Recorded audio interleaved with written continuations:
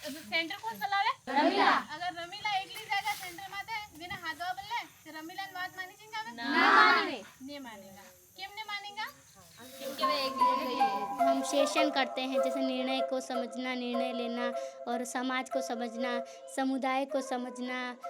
जैसे कि हमारे समुदाय में क्या क्या सरकारी व्यवस्था है और समाज में समाज क्या थोपता है लड़कियों पे। अगर तुम लड़की हो तो तुम्हारे बाल बड़े होंगे, तुम पहनावे को लेकर तुम यही पहनोगी। आज हो रहा था समूह को समझना, समूह की मजबूती।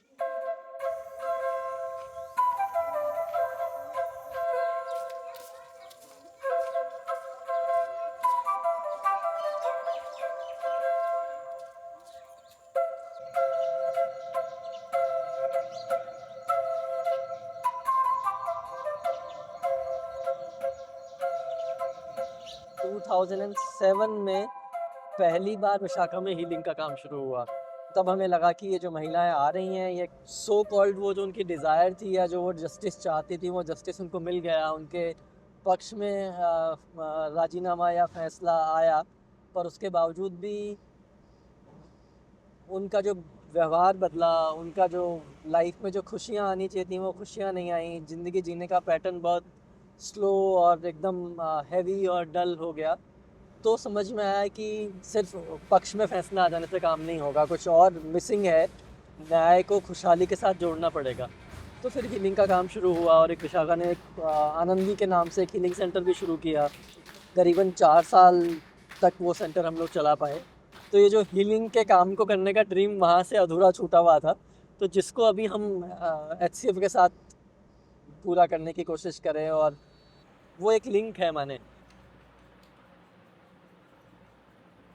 मेरे साथ में मारपीट हो रही है तो वो मारपीट रुक रही है, लेकिन जो चीज़ें मेरे साथ पहले हुई हैं वो डर तो मेरे मन में है ही, और उसको निकालने की किसी ने कोशिश नहीं करी। ऊपर से और डराया है कि अगर तुमने कुछ भी किया तो ये चीज़ें तुम्हारे साथ और हो सकती है, और दोबारा वो चीज़ होती है तो आप उससे बाहर कैसे निकल सकते हैं, वो चीज़ कोई नहीं सिखाता। तो मुझे लगता है उस पर ज़्यादा काम करने की सोचने की ज़रूरत है, इसलिए हम लोग ये सारा चीज़ें करते हैं। ड्रीम प्रोजेक्ट में हम लोग समुदाय में जाकर लड़कियों के साथ में ई रिक्शा को लेकर जा रहे हैं, उसको डिज़ाइन करके। और इसके साथ ही हम लोग बॉडी म्यूज़ियम की जो बात कर रहे हैं, जिसमें हम लोग जेंडर और यौनिकता जैसे मसलों पे बात कर रहे हैं। और DMT को भी हम लोग समुदाय में लड़कियों और महिलाओं के साथ में लेकर जा रहे हैं। और ये जो तीनों मसले हैं एक दूसरे के साथ में जुड़े हुए हैं, जो हमारे शरीर, मन और विचारों पे असर डालता है। और इसका असर जो है हमको समुदाय में देखने को मिल रहा है, और इसके साथ ही व्यवस्था पर भी होगा।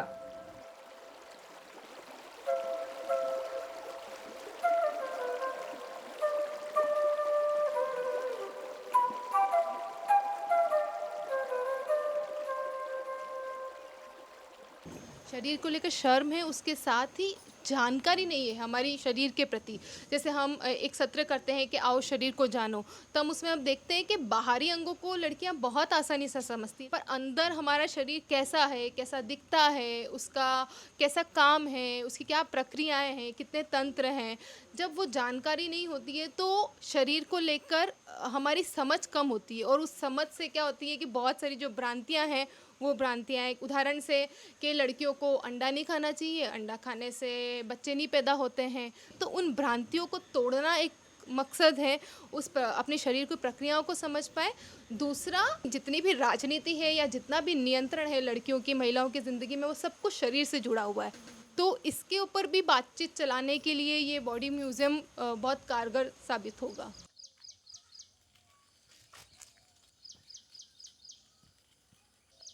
वो कॉन्फ्लिक्ट क्या है जो बॉडी के इर्द गिर्द बन रहा है, तो उसके हो सकता है कुछ, कहीं पे कुछ ऑडियो मटेरियल होंगे, कहीं पे कुछ उसके वीडियोस होंगे, कुछ तरह की कोई स्टोरीज होंगी। तो इससे एक प्लेस बनाना चाह रहे हैं जहाँ पे कुछ कॉन्फ्लिक्ट को लोग रिफ्लेक्टिव तरीके से देख पाएँ।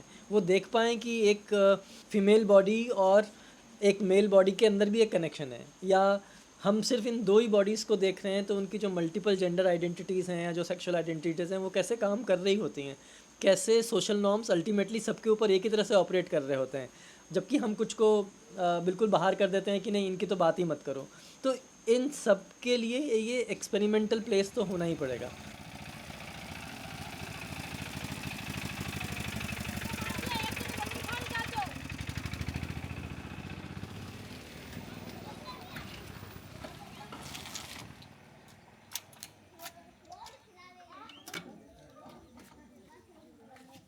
गाड़ी चला के तो मस्त लगता है, मतलब एकदम आज़ादी, कोई कुछ बोला है तो बोलता रहता है। सलूमपुर के आसपास के जितने भी गांव हैं जो हमारे कार्यकर्ता काम करते हैं, उन सभी गांवों में हम चले गए। आधी लड़कियां देख के ही आ जाती हो, और हम बोलते हैं मतलब किताब लेके हैं, मतलब लाइब्रेरी एक, आप आके पढ़ सकते हो। हम अलग अलग लड़कियों से और लोगों से मिलते तो अनुभव कभी कभी मिलता है लड़कियों से। अगर कोई लड़की नहीं आई थी उसको बोलते क्यों नहीं आई थी तू, क्या काम था तुझे, कोई प्रॉब्लम थी, तो हम मतलब वो लड़की भी हमको शेयर करती है और एक दूसरे का गांव का जुड़ा भी करते हैं मतलब लड़कियों से। और कई कम में जाते हैं तो कई काफ़ी समस्या होती है, जैसे कोई रोड होती है या चौराया कुछ भी होता है तो लोग बोलते हैं फोटो लेके जाओ और आप आके बात करो। जाके हम हमारे ऑफिस में बताते हैं गाँव में ऐसा ऐसा है, ऐसा है, जो मतलब लड़कियों के बारे में, गाँव के बारे में बताते हैं। मुंह के सामने ताली दो, मुंह के सामने ताली दो, गोल गोल घूम जाओ। हम किताबों के साथ साथ लड़कियों के भावना के साथ भी काम करते हैं और कई तरह की माइंडफुलनेस और गतिविधियाँ और खुद को समझने का काम भी करते हैं, और हमारे लिए मौज मस्ती खुशहाली भी ज़रूरी है।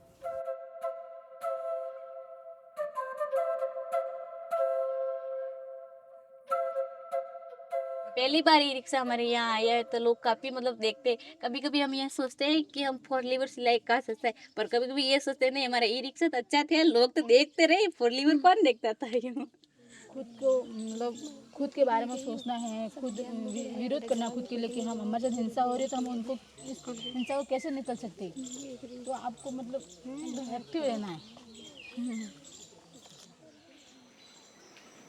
हम निकल गई, वैसे बाकी लड़कियां नहीं निकल सकती और लड़कियां काफ़ी किताबों से दूर होने लग गई थी। फिर हमने सोचा हमने निकल पर दूसरी लड़की की हम मदद कर सकते, तो मतलब हम निकलेंगे तो बाकी लड़कियां भी निकल सकती है।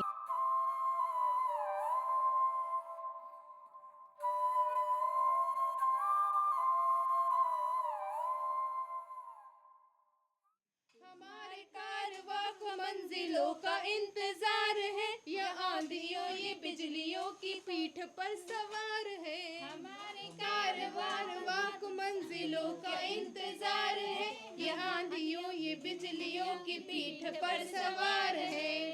जिधर पड़ेंगे ये कदम बनेगी एक नई डगर, अगर कहीं है स्वर्ग तो उतार